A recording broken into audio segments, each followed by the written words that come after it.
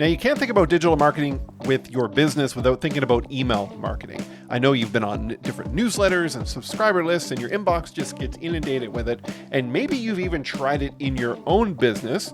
Hopefully, you've had success, but some people find some frustration in it. But there's better ways to actually do it.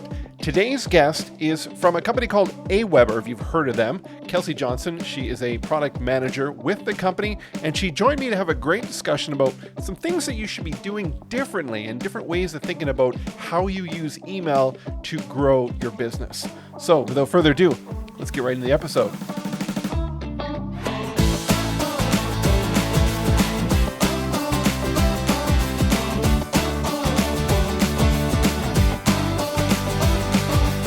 So today I'm joined with Kelsey Johnson, product marketing manager for Aweber, which offers email marketing, landing pages, automation, and probably a whole lot more. And Kelsey, thank you so much for talking with me today. Yeah, thanks so much for having me on. Now, Kelsey, we know that we've talked in previous episodes on different topics, and email marketing has been something that has been around for quite some time. And I know myself, I use it, I help people use it, but a lot of clients just are feeling that they're not getting the return on email like they used to. And I think it's because they're doing some things wrong now that they could be doing differently, right? Do you want to kind of express to us some of those mistakes that you feel or have seen people making in the current landscape with email marketing? Yeah, so obviously, working for an email platform, I live and breathe email. I talk to everybody about their email problems. And there's a couple of main things that are coming up for people. So I think for the most part, especially when Facebook and Instagram went down, everyone went, oh my gosh, email. I need to make sure I'm doing it, right? Okay, it's time to start sending emails. All right, I got my email software. I got my, email address. Okay, what do I do? And then everyone realized it's totally different than social media. And here's what people are doing. They're either doing like a whole bunch all at once and then nothing. They're sending out way too many emails that are all sales pitches or with nothing in them. They're sending out too few emails. They have no idea who's on their email list. Some people try to buy email lists, which is just totally, it's against spam laws. It doesn't work, but you want to feel like you're doing something, right? And it's a very, very slow process. And then, like you said, people are feeling like I'm not getting the return on this investment. It takes a lot of time. It's not very expensive, which is kind of nice. Yeah. But it's like, well, I'm not necessarily making sales from email. So today, what I want to talk about with you is, how to get started and how to really like kind of start from the ground up on your system, on your strategy to do it the right way. And, I do want to say every business is different. So if you start from this sort of ground up strategy, maybe you can recognize that you might even need to be spending a little bit less time on email, right? Or doing it the right way. So that's what I'm going to go over with you today. This sounds perfect. So let's get right into it. Let's get some actionable items that people can write down, think about it, and get going. But like, what does getting started look like if you've not done it before? Yeah, well, first of all, let's talk about what email is versus some of the other platforms like social media, like YouTube, any of those things. Email is trust. Somebody is going to be very happy to follow you on Instagram, and they might not at all want to receive emails from you. The people who are receiving your emails are trusting you to sort of give them good content, right? Because you read a lot of your emails. You don't look at all of people's social posts, you don't look at all of people's YouTube videos, but when something comes to your inbox, you at least look at it, you consider it. So it's about building that relationship with your audience. So you need to sort of start thinking about that. It's about trust. And so how do you build that trust? First of all, you need to create a strategy. So what I say is think about your customers or your audience or whoever it is that is receiving your emails and why. Do you write entertaining emails? Do you have fun graphics? What is it that you have to offer that's not a sales pitch necessarily, but that you can put in those emails, right? So there's different kinds of things like information about your business, right? I'm on an email list for a brewery. I live in Denver and I love this brewery. And so I want to know if they're closed, if they have new beers, if they've got music that night, if they're running a special. So that's kind of the information side of about your business side. Entertainment. I know a lot of people who are at AWeber are authors, and they'll actually write these like sort of little pieces of their own writing, try things out. Obviously, it doesn't need to be polished like a book. But provide this kind of entertainment, or you could even, put your YouTube videos or put your social media in there. Um, or a lot of emails are about education. Like AWeber's emails all go out and they're, here's our blog post, here's how to grow your list, here's how to do this marketing. And so there's lots of different things that you can provide that aren't sales pitches. But to get that ROI, you need to actually make the pitch, right? So what I recommend to anyone, especially if you're getting started or if you're trying to like overhaul your process, is to do 2 non-sales emails for every 1 sales email. So sort of earn that trust, build up that trust with your customers, with your audience, and then pitch them on sales. Like every 3rd time, say. Now that depends. I've done email marketing for a boutique in the past, and it's all sales emails because what people want to hear is, oh, we've got new sweaters in. Here's what they look like. Do you want to buy them? Click this. But for most businesses, especially the businesses who are struggling with email, it comes down to really providing that value first and then making the sales pitch. But making sure you make the sales pitch eventually, or else you're not going to make a sale. Yeah, and what I find is if you're thinking about kind of what are the questions that your prospects or your potential customers may be thinking, problems they're trying to overcome, like what are those questions going through their head, and that becomes great content to put into emails. Yeah. And one of the things that I think people are starting to increasingly do, but haven't really been doing in the past, is to actually ask, right? If you have an email list already, send out a survey or just ask a question and say, hey, what do you want to hear more about? What do you like about my emails? What do you like about my business? What do you like about me? What do you not like? Email me back. Let me know, what is it that you want to see from me? What information am I giving you that you already like? Send out a survey. You can use Survey Monkey, has a free plan, or even like a Google form. It's really Mhm. easy to put this stuff together, ask a few questions, and get some really good information about, like, I'm not just guessing, I'm not just sending emails out and hoping that they're useful, but I'm actually having my audience help me understand what to send them. Absolutely. I mean, you've got, the best source of information from your customers and your prospects that are there already. Why not use it, right? Yeah. And you can do it in social media too. Like if you've got a Twitter account that's pretty active or an Instagram account, you can do polls. You can say like, "Hey, what's going on with this?" or question boxes like, "Hey everyone, how's it going? What do you want to hear more from me? What do you like that I give you?" And sort of what I'm circling around in terms of a point right now is finding your niche. Now, that's like kind of a business strategy in general, is finding your niche. People who are able to really find a good niche, it makes marketing so much easier. I'm sure you know this. As somebody who does marketing for people, it's just like finding that niche is just amazing. But it makes it really easy for you to send out those emails too.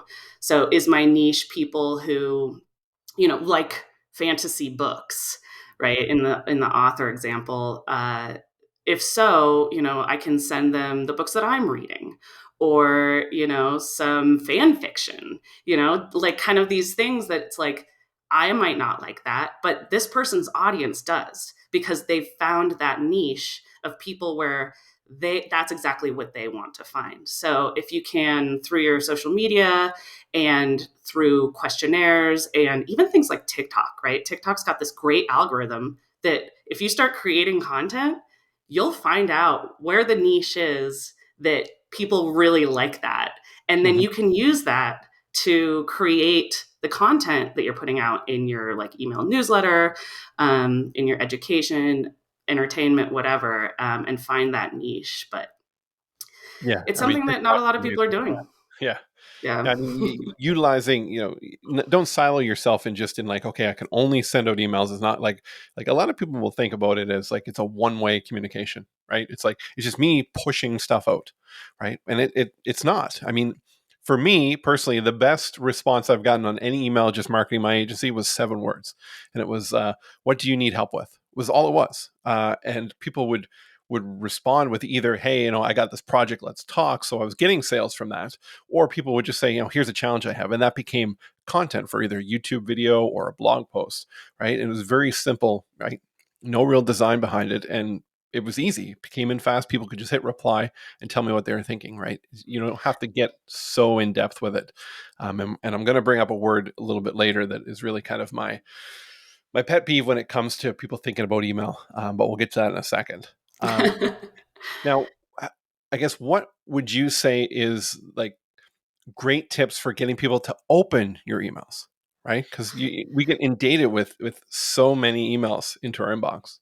Yeah. Well, I mean, starting with the niche and Hmm. starting with, earning the trust of your customers and your audience or whoever it is that you're sending these emails to.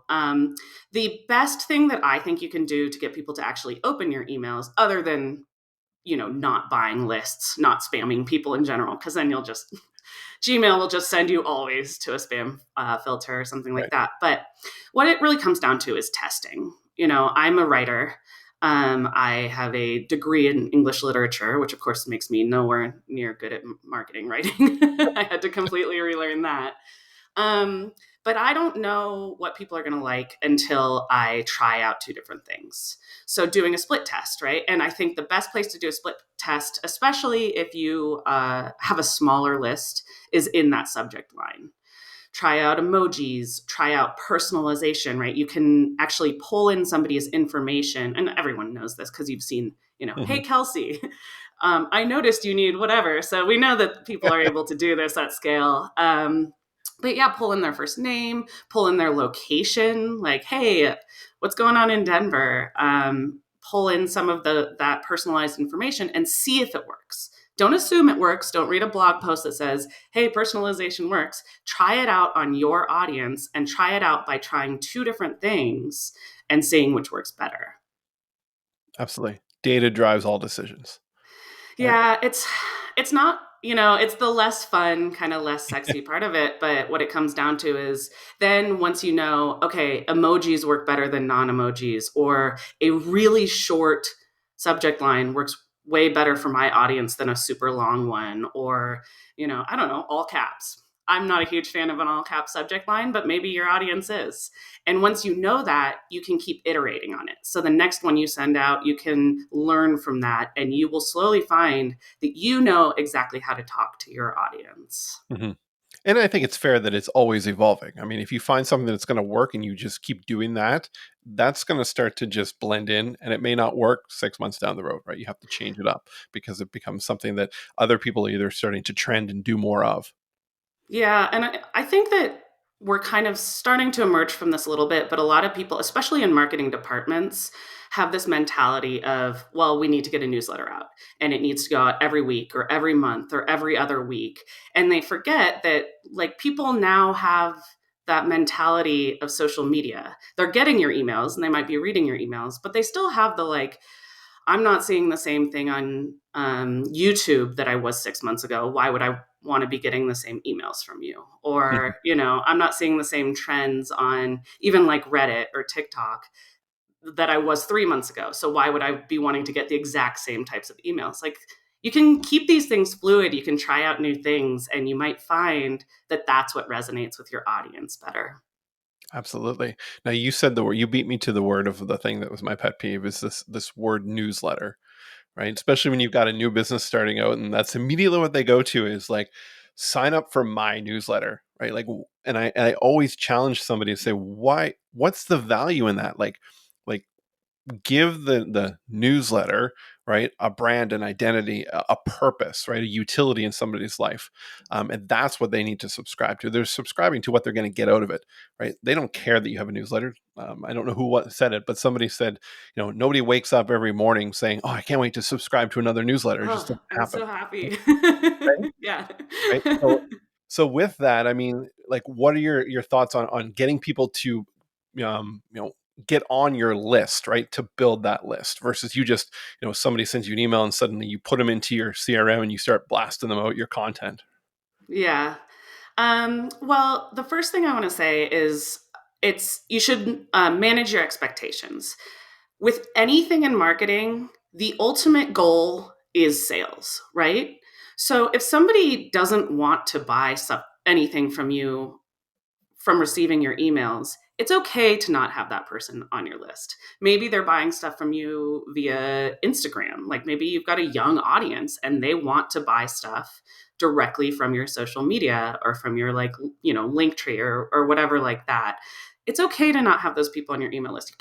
You don't have to keep like just pushing them to do it.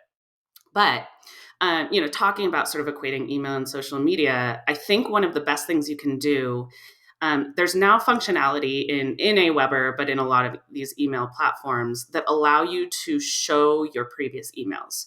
We call it Newsletter Hub. You can kind of think of it like Substack has something like that too, but it's basically like a list of your previous emails. So one of the best things that I've been recommending for people for growing their list is to make sure that you build out that archive, as it were, with emails that you think are compelling. Start with Mhm. that strategy that we were talking about. Start writing emails that are actually interesting and compelling, but put them into that kind of archive and share that in order to get people signed up, right? Say, not just sign up, trust me, it'll be good, but here is what you will be getting. Do you like this? Okay, sign up for it. And that's actually one of the best ways you can start to grow your list with the types of people who should actually be on your list, who are actually inevitably, they're going to open your emails, they're going to click on your emails, inevitably, they're going to make purchases from you. Or in the case of the people who already have, maybe they're going to refer you to other people. Maybe you can upsell to them or, make future purchases happen through email. But I'd say the main thing is just manage your expectations with it. Make the ask, share on social media, tell people why they should be getting your emails, right? Because they'll get all your content instead of being stuck in an algorithm where they might not get every single piece of content every single time. But at the end of the day, let the people who don't want to be on your email list not be on your email list too. That's kind of okay because what we really want is sales. Mhm. Now, one of my questions I was curious to ask you about when I knew you were coming on here was, where do you see like the current trends of emails going? Is there like a shift happening? Is there something that's new coming out? What are you seeing I guess in the market and what people are doing that is going to kind of change that view, or is it still the same thing it's been for the last 5 years? No, there is actually a lot of cool stuff coming up. So the main thing that's happening with emails nowadays is interactive email. So an email that you send out where somebody can actually make a purchase or click on a poll and see responses or engage with the email, like click through a carousel or something like that within the email itself, right? So this is happening through something called AMP for email, which is a little bit of a, techie thing that's kind of slowly emerging right now. But it's the kind of thing where in maybe 3 to 6 months, you are going to be able to take your entire Etsy store and put that into an email and allow somebody to navigate it, to search through it, to make a purchase there, to basically go through your entire sales process without leaving their inbox at all. And it's just, it's the kind of thing where like you just shorten that funnel, right? Every time somebody has to click to a new page, you have the opportunity to lose them. But if you already have their attention on the email, you just stand to make that sale so much faster. And it's fun. People like that engaging factor. People have become used to it on other platforms. People want to be entertained. right? They don't just want to be sold, and people don't really like to read that much anymore, to be perfectly Oh, honest. Maybe the exception is that author who has a list, but for the most part, people want to see fun videos or pictures or anything like that. So any more and more things are going to be able to be engaged with directly in the email itself without having to move to a different platform or browser. now obviously your knowledge of this is current. Is this something that Aweber is working on? Yeah, so we do have AMP for email capabilities, and we're actually working closely with Verizon on there's the element of being able to provide it on the email service provider like Aweber, and then there's the element of the place where you're sending it to also needs to have that capability. So that's something that right now, I think Gmail has it. But I'm not sure about Apple Mail actually. But Yahoo has just sort of decided to make that capable on their platform as well. And in Aweber itself, we have a small amount of capability for it. You can do a carousel and have somebody scan through that. Right now, you can pull in an RSS feed actually, which is kind of useful if you want to just always show your most recent blogs or Mhm. podcasts or trigger something based off of that. That's all available in Aweber. But we are going to start growing it in the next 6 months into something that's more purchase oriented so that you can actually pull in sales directly into your email and make that happen. And please, if anyone's interested in being like kind of a beta person for that or trying that out, we can build that for you. So please reach out to me. I'd love to, introduce you to our tech team who's currently building out those AMP for emails, AMP for emails, but just sort of on the back end. But we're so excited to make that available just as like a drag and drop into your builder. Absolutely. It sounds really cool. Now, tell me, like, quick little pitch here. What makes Aweber great? Um, there are a couple of things that I think that make Aweber really great. First of all, is our support team. Our support team is all personally trained in house, backed by actual developers, and they are just unbelievable. They're available 24/7. They know more about Aweber, email marketing, everything than I do. Like they're just so intelligent. Everybody loves them. Um, we are have like over 700 integrations. So if you're the type of person that doesn't like to manually move things around, or you want to make sure that wherever it is that you are capturing subscribers, they're just automatically going into your email list, chances are we've got a native integration with them. And Aweber's, in my experience, one of the easiest to navigate, easiest to use email platforms.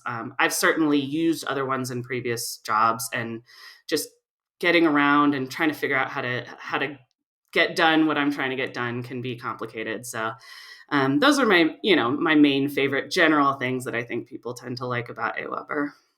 Now, you guys have a free version, as a lot of software companies are offering. What are the limitations of that, and what's the benefit of getting that free version? Yeah, the free version you can get if you have fewer than 500 subscribers. And I highly recommend just grabbing that and trying it out. There is so much on this free version of our software. There's landing pages, unlimited landing pages. You can actually create sales pages, which we didn't get into today, but you can integrate with Stripe, create an actual full on sales page on Aweber that has like way lower fees than if you were going to do like Patreon or Etsy or something like that. So that's kind of cool. Web push notifications, which some people absolutely love. Not a lot of people use them, but totally available on our free plan. And most of the email automation functionality, the limitations are, if you want to do that split testing like we talked about earlier, you need the pro plan, which is just $19.99 a month. Or things like advanced segmentation, some advanced reporting, or like I said, if you hit that 500 subscriber count. So if you do have a bigger company, you'll have to go for the pro plan. But I always recommend just hopping in there, getting a free account anyway, seeing if it's like a little bit easier than the platform that you're using right now, or maybe more affordable. Absolutely. You just go to aweber.com. It's right there on the top. It says get Aweber free. So Yeah, go pretty try it easy to out. get it. Yeah, I'm going to check it out. I'll be honest. I've never tried Aweber. I've tried a lot of other ones, but that's one I've not tried yet. So I'm going to do that and just see how the platform works, and Sure. maybe put together a And YouTube video about it too. totally. And for people who have tried it in the past 2 years, we have overhauled this platform. Now, Aweber started in 1998. So it's a long-standing platform that maybe a lot of people have tried in 2010 or 2015 or even before that. And I recommend to any of those people, try it out again. There's so much more functionality that we've built in the last 2 years, and it's pretty fun. So, and again, let me know if you want to try out that IM for email. I'm at Kelsey Colorado on Twitter, so that's where to reach me. Perfect. Kelsey, thank you so much for sharing this information with us today. Yeah, thanks for having me on.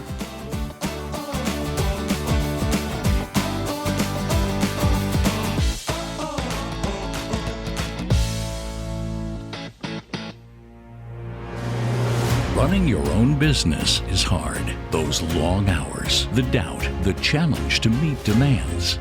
But you're resilient, strong, dedicated. You do all of this for more than profits, success, or money. You do it because you care. You care about the people who shop here, eat there, drink here. You care about your community. You care about your team. Despite all else, you care. No matter what life throws your way, you power through it with grit and perseverance. You are the epitome of dedication. You are a small business owner. For this reason, Blue Cow Marketing salutes you.